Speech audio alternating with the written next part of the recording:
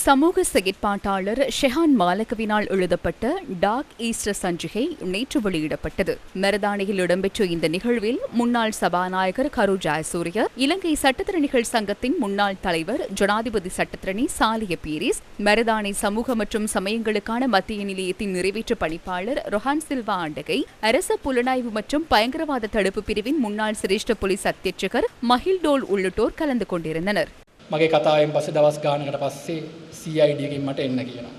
என்னுடைய கருத்தை நான் வெளியிட்டு சில நாட்களின் பின்னர் சிஐடிக்கு வருமாறு கூறினார்கள். என்னை பெரும் குற்றவாளி ஒருவரை போல் சித்தரித்து எமக்கு ஊருக்கு சென்று ஒலிபெருக்கியின் மூலமே சிஐடியினர் அழைத்தனர். குற்ற புலனாய்வு திணைக்களத்தின் 6ஆம் மாடியில் 8 நாட்களாக இருந்த நிலையில் இதே போன்ற கைக்குட்டையில் விஷத்தை தடவி என்னை கொல்ல முடியும் என 2வது நாள் கூறினார்கள். இந்த கைக்குட்டையை இவ்வாறே வைத்துக் கொண்டும் மற்றும் ஒரு கைக்குட்டையை சட்டப்பையில் வைத்துக் கொண்டும் கதவை திறந்து காலனி ஊடாகவே மற்ற கதவுகளை திறந்து கதிரையை வைக்கும் போது கதிரைகளை மாற்றுமாறு கூறினேன். தண்ணீர் கொண்டு வரும் போது கூட அதிகாரி ஒருவர் அருந்திய அல்லது வேறு தண்ணீரையே அருந்தினேன். இத்தகைய அச்சுறுத்தலுக்கு மத்தியில் என்னை கைது செய்ய முடியாதவர்களுக்கு நான் சாட்சியம் வழங்கினேன். இவை அனைத்தும் போய். எனவே இந்த வாக்குமூலத்தை வாபஸ் பெறுமாறு அன்றாடம் எனக்கு அறிவிக்கப்பட்டது. எனினும் எனது வாக்குமூலத்தில் சிறு அளவு கருத்தை எனும் வாபஸ் பெற மாட்டேன் என கூறினேன். எனது வாக்குமூலத்தின் என் மீதான 3 கொலை அச்சுறுத்தல் சந்தர்ப்பங்கள் தொடர்பில் தெரிவித்துள்ளேன். இந்த பயணத்தை இறுதி வரை முன்னெடுக்க வேண்டும் என்ற நம்பிக்கையிலேயே இதற்கான அடித்தளமிடப்பட்டது. இப்போது அனைத்து தரப்பினரும் இந்த பொதுவான போராட்டத்திற்காக ஒன்றிணைந்துள்ளனர்.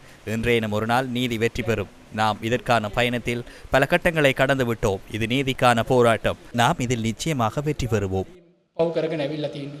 මේක අවිහිංසාවේ සටනක්. අපි මේක ප්‍රේමයෙන්ම ජය ගන්නවා.